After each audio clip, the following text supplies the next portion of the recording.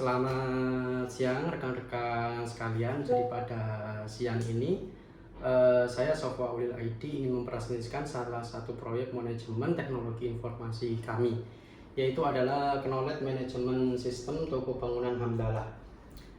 Jadi proyek ini dirancang untuk menangkap, mendokumentasikan, dan menyebarkan pengetahuan di dalam organisasi guna meningkatkan efisiensi operasional dan pertumbuhan bisnis secara berkelanjutan. Dalam proyek ini kami memiliki 11 topik utama yang menyusun beberapa proyek dalam TIP workshop ini. Jadi topik yang pertama adalah topik tentang toko bahan material bangunan. Jadi mari kita bedah topik yang pertama. Jadi untuk topik pertama ini, toko bahan material bangunan adalah bisnis yang sangat kompleks. Bisnis ini menjadi jembatan antara produsen material dengan konsumen, mulai dari pembeli retail, tukang hingga kontraktor proyektor besar. Karakteristik dari utama bisnisnya adalah variasi produk yang sangat masif. Dari semen, besi, hingga paku kecil pun ada dalam usaha kami. Jadi kompleksitas inilah yang mendasari mengapa digitalisasi melalui KMS menjadi kebutuhan mutlak untuk industrial material bahan bangunan. Selanjutnya topik yang kedua menjelaskan profil toko bangunan Hamdalah. Jadi apa itu toko bangunan Hamdalah? Toko bangunan Hamdalah adalah toko material yang menjual bahan bangunan di wilayah Bendungan, Kabupaten Pasuruan. Tepatnya lokasi kami ada di Jalan Raya Bendungan, Wangunmas, Pasuruan, depan Pasar Bendungan. Jadi dan kami juga ada sosial media dan official akun untuk menghubungi customer service kami. Jadi melalui proyek KMS ini kami melakukan pemetaan seluruh aset pengetahuan yang tersembunyi yang ada di kepala pemilik dan karyawan senior, seperti teknik negosiasi harga, penanganan material khusus, hingga rute pengiriman yang sangat luas untuk wilayah Pasuruan. Jadi sistem dalam modul ini bisa mendukung operasional harian toko bangunan tanpa ada hambatan. Terus selanjutnya untuk topik ketiga ini adalah beberapa varian produk kami, bisa di slide ke bawah sedikit. Jadi untuk produk bahan bangunan itu ada bermacam-macam, ada mulai dari kloset, bata ringan, asbes, tutup cempolong, bata merah, besi, paku, dan lain-lain. Jadi ada beberapa produk material yang ada di bahan bangunan ini. Jadi yang pertama adalah produk struktural material, yang mana mencakup seperti semen mortar, besi beton berstandar SNI, dan besi ulir juga, untuk menekankan beban struktur serta bata ringan yang unggul dalam isolasi termal ataupun pembangunan. Terus selanjutnya ada produk finishing dan sanitari. Jadi di dalam sini ada juga produk sanitari, diantaranya adalah seperti keramik, porselen berkualitas tinggi, logam anti karat, PVC, dan dokumentasi mendalam memastikan staf penjualan dapat menentukan produk apa yang dicari oleh customer, sehingga sesuai dengan teknis yang akurat dan hitungan yang detail untuk dalam pembangunan. Dan dalam topik selanjutnya kami menjelaskan ada firm of front. Jadi dalam toko bangunan Hamdalah ini ada 8 elemen lingkungan perusahaan yang ada di dalam toko bangunan. Yang pertama adalah pelanggan. Pelanggan adalah individu atau organisasi yang membeli bahan bangunan. Terus yang kedua ada pemasok. Jadi penyedia bahan baku yang mengirim kepada toko Hamdalah. Yang ketiga adalah pemegang saham atau pemilik, yaitu adalah investor yang menyediakan modal dan kepentingan untuk perusahaan. Keempat adalah pemerintah, yaitu adalah menentukan regulasi bahan-bahan mana saja yang legal dan standar SNI yang kami jual. Terus yang kelima ada komunitas saham atau pemilik, dari lembaga keuangan seperti bank dan pasar modal.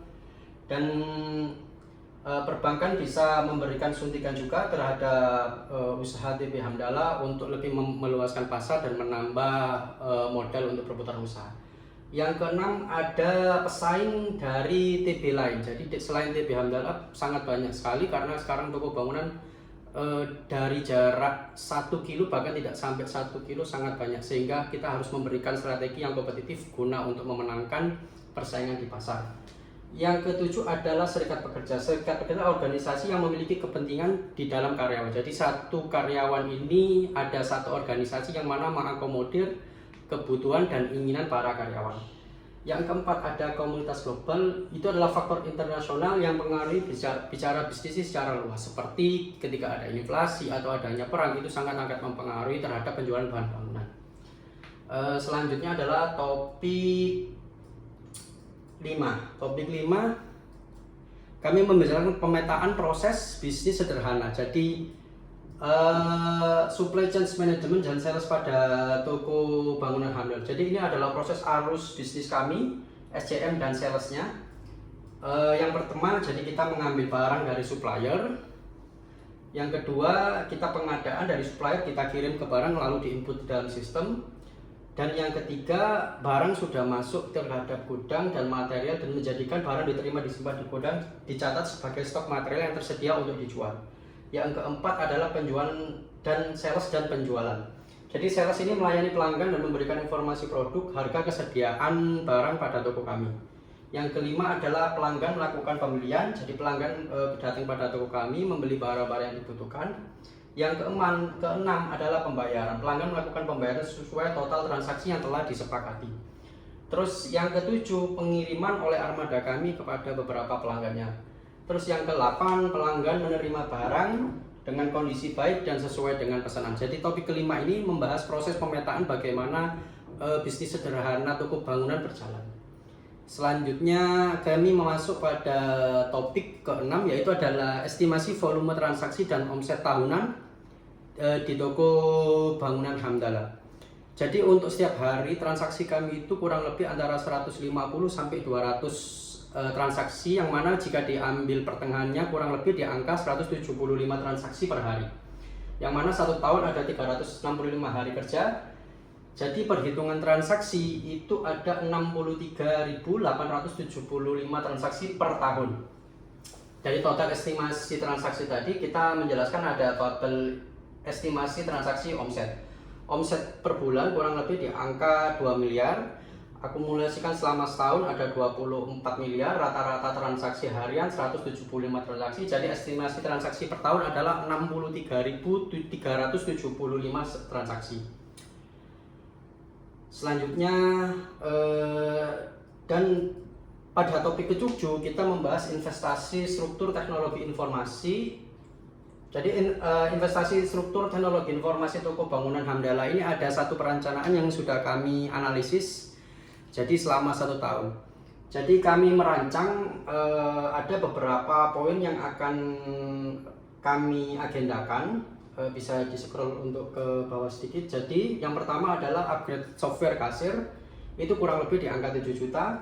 Pengembangan KMS dan sistem untuk knowledge system management itu 8 juta. Untuk maintenance, jadi maintenance alat dan lain-lain itu di angka 4 juta. Langganan internet kurang lebih 1 tahun di angka 3.600.000. Backup data dan cloud, kita memakai cloud di 2.400.000 dan printer dan perlengkapan selama setahun kurang lebih di angka 2.500.000. Antivirus 1.500.000 dan pelatihan 1 juta ketika ada trouble untuk memanggil teknisi kepada kami. Jadi total 8 estimasi investasi TI ini yang menjadikan kurang lebih total investasinya di angka 30 juta per tahun. Jadi dengan total ini kami mengharap bisa meminimalisir kesalahan, meningkatkan kecepatan transaksi, penggunaan teknologi informasi, membantu pemantauan stok real time dan penyimpanan data yang aman, mendukung pengambilan sebuah keputusan. Selanjutnya kita membahas di topik ke-8. Topik ke-8 adalah struktur biaya operasional per transaksi.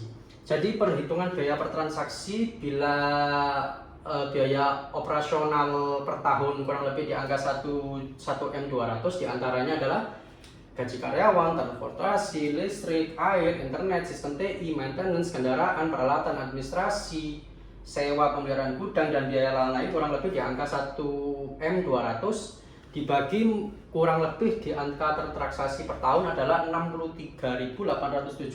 Jadi ketemu biaya rata-rata per transaksi adalah biayanya Rp18.779. Jadi ini adalah angka biaya perkiraan transaksi kita per transaksi.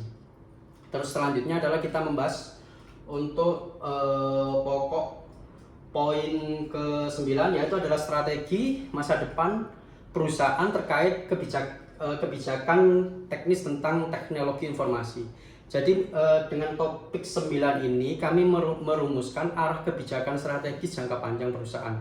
Berdasarkan data dan biaya transaksi yang sudah saya jelaskan sebelumnya, TB Handala menetapkan arah kebijakan TI di masa depan yang berfokus pada integrasi sistem, penjualan, gudang, pengiriman, dan keuangan secara terpusat, yaitu adalah centralized system. Jadi strategi utama yang dirancang adalah meliputi digitalisasi penuh data penjualan, otomasi manajemen stok mencegah kehilangan barang, integrasi data real time antara bagian gudang dan sales, serta migrasi dari penyimpanan yang berbasis awan, cloud storage, untuk menjaga kestabilan sistem dan menjaga ketika sewaktu-waktu ada kendala, jadi kita tinggal membackup dari cloud. Selanjutnya kami menjelaskan ada di topik ke-10.